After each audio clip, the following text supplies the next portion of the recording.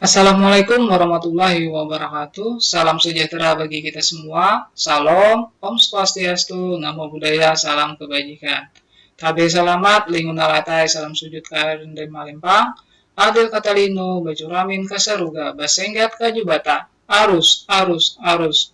Halo, apa kabar semua? Semoga dalam keadaan sehat dan selalu di dalam lindungan Tuhan Yang Maha Esa. Pada kesempatan ini bertemu kembali bersama saya Heri Setianur SPD selaku guru mata pelajaran sejarah di SMA Negeri 3 Palangkaraya. Dan kesempatan ini juga saya akan membahas tentang materi kelas 11 berkaitan dengan kedatangan bangsa barat di Nusantara.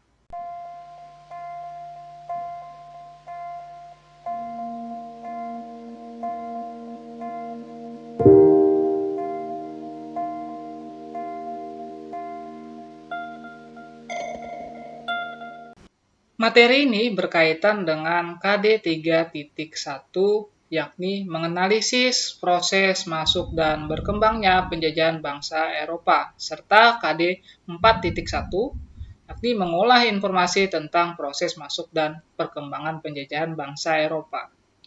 Adapun tujuan pembelajaran pada materi ini, yakni melalui kegiatan pembelajaran dengan cara literasi, diskusi, analisis sumber, maka siswa dapat mengidentifikasi masalah, menjelaskan, dan menyimpulkan terkait dengan proses dan perkembangan penjajahan bangsa Eropa.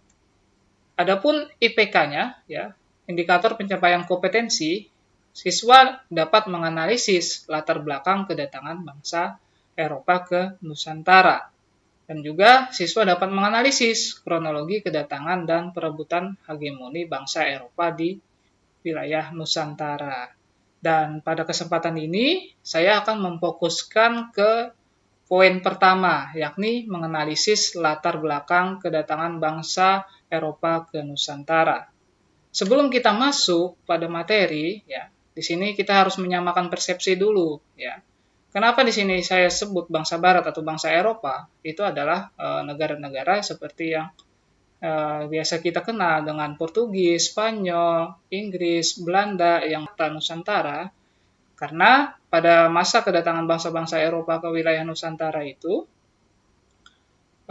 kita masih belum berbentuk yang namanya Negara Kesatuan Republik Indonesia. Kita masih berbentuk dengan kepulauan-kepulauan, dengan kerajaan-kerajaannya, dan juga disebut dengan istilah Nusantara.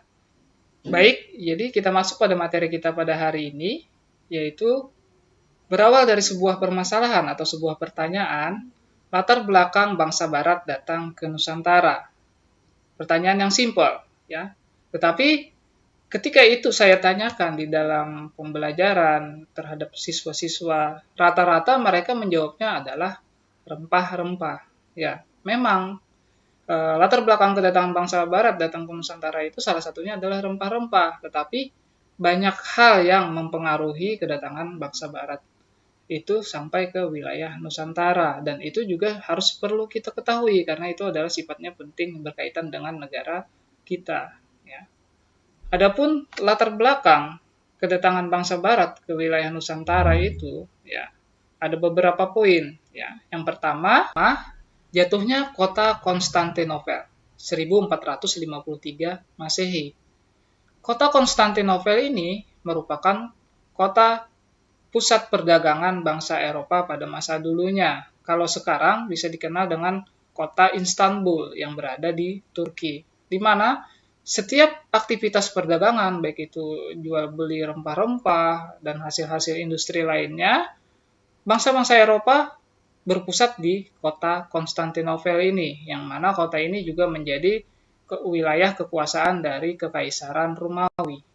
Setelah jatuh ke tangan Kekaisaran Turki Utsmani pada tahun 1453 Masehi ini, jalur-jalur perdagangan menuju kota ini diblokade oleh tentara Turki Utsmani. Sehingga bangsa-bangsa Eropa, penjelajah-penjelajah Eropa, sangat kesusahan dan kesulitan untuk mencari ataupun memasarkan hasil-hasil perdagangan ataupun industri mereka. Nah, dari blokade inilah akhirnya bangsa-bangsa Eropa berinisiatif untuk mencari jalur-jalur pelayaran yang baru. ya, guna untuk mendapatkan rempah-rempah dengan harga yang murah dan juga sumber daya alam, sumber daya, mereka akhirnya memutuskan untuk melaksanakan pelayaran ataupun penjelajahan samudra. Yang kedua, yaitu kemajuan di bidang teknologi. Khususnya di sini adalah teknologi pelayaran. Ya. Karena kita ketahui sendiri, ya, di dalam proses pelayaran atau penjelajahan samudra oleh orang-orang Eropa, pada mulanya itu mereka hanya menggunakan perahu sederhana yang dilengkapi dengan layar. Ya. Ketika mereka ingin berlayar dari suatu wilayah ke wilayah lain, mereka hanya mengandalkan arah angin. Dan untuk menunggu arah angin sesuai dengan tujuan mereka, mereka harus menunggu lama, berbulan-bulan, bahkan 3 bulan, sampai 6 bulan, bahkan sampai 1 tahun. Ya. Kemudian dengan kemajuan di bidang teknologi, dengan adanya mesin kapal, ya, itu juga sangat mempermudah mereka melakukan penjelajahan samudra, yang dimana mereka ingin melaksanakan pelayaran dari satu tempat ke tempat lain itu memerlukan waktu beberapa bulan, bisa ditempuh dengan beberapa hari. Seperti itu. Kemudian kemajuan teknologi di bidang pelayaran lainnya yakni adanya kompas. Ya. Di mana kompas itu adalah penentu arah, ya, yang mana bisa membantu mereka dalam menentukan arah yang akan mereka tuju. Selain itu, ada lagi peta. Ya, peta juga sama fungsinya untuk menuntun mereka menjelajahi samudra atau melakukan pelayaran sesuai dengan tujuan yang akan mereka datangi. Ya. Kemudian ada lagi teropong. Ya, teropong sudah tahu semua fungsinya yakni untuk melihat objek-objek yang jauh atau objek-objek yang kecil. Ya. Ketika teropong ini ditemukan, maka mereka juga sangat mudah untuk menemukan sebuah wilayah atau tempat yang ingin mereka tuju. Ya. Yang terakhir, adanya penemuan meriam. Apa kaitannya meriam dengan pelayaran samudra? Yang pasti, meriam ini mereka gunakan untuk mempersenjatai diri, ya, atau melindungi diri ketika mereka melakukan penjelajahan samudra dari gangguan-gangguan seperti misalkan bajak laut dan hal-hal lainnya. Ya. Itulah kaitannya kemajuan teknologi dengan kedatangan bangsa Barat ke wilayah-wilayah di berbagai negara, bahkan sampai di wilayah Indonesia. Yang ketiga, adanya motivasi 3G. Ini juga biasa disebut dengan tujuan bangsa Eropa datang ke Nusantara. Yang pertama adalah gold, glory, gospel. Gold itu bisa kita artikan sebagai emas, ya, di mana bangsa Eropa datang ke wilayah Nusantara itu dengan tujuan untuk mencari emas atau mencari kekayaan. Di mana ketika mereka melakukan aktivitas perdagangan seperti halnya membeli rempah-rempah dengan harga yang murah dan menjualnya kembali ke pasar Eropa dengan harga yang tinggi, maka mereka akan mendapatkan keuntungan. Dari keuntungan itulah akhirnya dapat menambah devisa negaranya ataupun kekayaan sebuah negara. Kemudian glory. Glory di sini bisa diartikan sebagai kejayaan atau superioritas, di mana tujuan mereka juga datang ke wilayah-wilayah di Nusantara ini dengan harapan dapat menguasai wilayah-wilayah tersebut sebagai negara-negara ataupun wilayah-wilayah yang tunduk terhadap mereka, biar bisa dimanfaatkan dari sumber daya alamnya, sumber daya manusianya, dan sebagainya. Intinya menguntungkan negara-negara Eropa yang menguasai wilayah Nusantara ini. Kemudian gospel. Gospel di sini bisa diartikan sebagai penyebaran agama. Ya, dalam hal ini agama apa yang mereka sebarkan? Ya, ini agama Katolik dan juga agama Kristen Protestan. Di dalam penyebaran agama ini atau biasa disebut dengan gospel ini ada dua kegiatan, yaitu kegiatan misi dan kegiatan zending. Kegiatan misi biasanya dilaksanakan oleh orang-orang Portugis dan juga orang-orang Spanyol, yaitu lebih menyebarkan ke agama Katolik. Sedangkan kegiatan zending itu biasanya disebarkan oleh orang-orang ataupun dilakukan oleh orang-orang Belanda. Di sini mereka menyebarkan agama Kristen Protestan.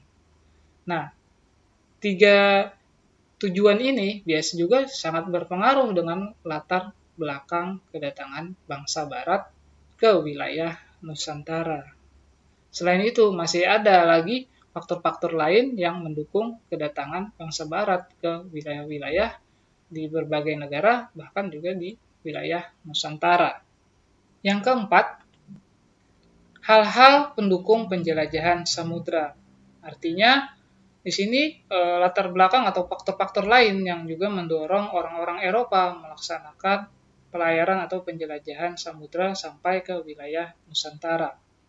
Yang pertama, ingin membuktikan kebenaran teori dari Aristoteles atau juga teori heliosentris yang dikemukakan oleh Copernicus, di mana di dalam teori tersebut menyebutkan bahwa bumi ini ada berbentuk bulat. Ya. Dengan kata lain, ketika mereka melakukan perjalanan dari satu titik dan terus-menerus, akhirnya kembali kepada titik semula. Itu yang ingin mereka buktikan dari teori-teori tersebut. Kemudian yang kedua, adanya berita perjalanan Marco Polo. Yang ketiga, adanya buku tulisan Tom Fyers. Keduanya sama-sama menceritakan tentang kekayaan alam yang ada di Asia, sehingga itu menjadi motivasi mereka untuk melakukan penjelajahan samudra atau pelayaran sampai ke wilayah Asia. Dan yang terakhir adalah hasrat menjelajahi dunia. Hasrat menjelajahi dunia ini juga tidak lepas kaitannya dengan paham merkantilisme yang ada di Eropa, di mana paham ini berpendapat bahwa apabila suatu negara ingin maju, maka dia harus melakukan perdagangan dengan negara lain.